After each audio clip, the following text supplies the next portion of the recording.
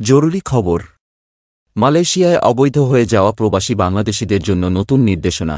বিস্তারিত জানতে ভিডিওটি শেষ পর্যন্ত দেখুন। মালয়েশিয়ায় বসবাসরত অবৈধ অভিবাসীদের নিজ দেশে ফিরতে অভিবাসী প্রত্যাবাসন কর্মসূচি চালু করেছে দেশটির সরকার। গত ১ মার্চ থেকে শুরু হওয়া এ কর্মসূচি চলবে ২০২৪ সালের ডিসেম্বর পর্যন্ত। নতুন এই কর্মসূচির আওতায় অভিবাসীরা নিজ দেশে ফেরত যেতে চাইলে অবশ্যই পাসপোর্ট অথবা যাদের কাছে পাসপোর্ট নেই তারা স্ব দূতাবাস কর্তৃক অনুমোদিত ট্রাভেল ডকুমেন্ট পাস ইমিগ্রেশন অফিসে জমা দিতে হবে। অভিবাসীদের বিমান টিকিট অবশ্যই ১৪ দিন মেয়াদের থাকতে হবে। এসব প্রয়োজনীয় কাগজপত্র নিয়ে ইমিগ্রেশন অফিসে আত্মসমর্পণ করার পর জরিমানা প্রদান করে অভিবাসীরা স্ব দেশে ফিরে যেতে পারবে।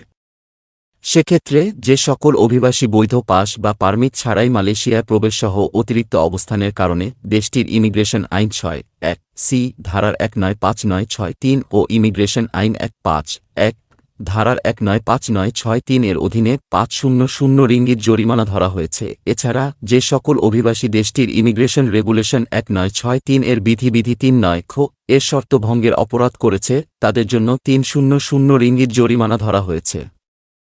এদিকে দূতাবাস থেকে ট্রাভেল পারমিট নিতে বাংলাদেশিদের কোনো কাগজপত্র দিতে হবে তা জানিয়ে একটি সংবাদ বিজ্ঞপ্তি পাঠিয়েছে কুয়ালালামপুর বাংলাদেশ হাইকমিশন। সোমবার ৪ মার্চ পাঠানো বিজ্ঞপ্তিতে বলা হয়, বৈধ বাংলাদেশি পাসপোর্ট নেই এমন বাংলাদেশি নাগরিক মালয়েশিয়া থেকে বাংলাদেশে ফিরে যেতে চাইলে ট্রাভেল পারমিটের জন্য আবেদন করতে হবে। এতে বলা হয়, ট্রাভেল পারমিটের জন্য যথাযথভাবে পূরণকৃত ট্রাভেল পারমিটের আবেদনপত্র, সর্বশেষ পাসপোর্ট, সংশ্লিষ্ট ইউনোর অফিসিয়াল চিঠির কপি, ৩ কপি পাসপোর্ট সাইজের ছবি ও ইন্টারভিউয়ের জন্য আবেদনকারীকে হাইকমিশনে উপস্থিত হতে হবে। বিজ্ঞপ্তিতে আরও বলা হয়, আবেদনের জন্য অফেরতযোগ্য ৪৪ রিঙ্গিত ফি দিতে হবে। মালয়েশিয়ার যে কোনো ব্যাংকের ডিপোজিট কাউন্টারে অর্থ প্রদান করতে হবে এবং আবেদনের পত্রের সঙ্গে হলুদ রঙের ডিপোজিট স্লিপ সংযুক্ত করতে হবে। কোনো online transfer, ATM transfer, bank cheque, demand bank draft গ্রহণ করা হবে না। প্রতি সোমবার ও শুক্রবার সকাল ১:০০ থেকে বিকেল ৪টা পর্যন্ত কাউন্টারে আবেদন গৃহীত হবে।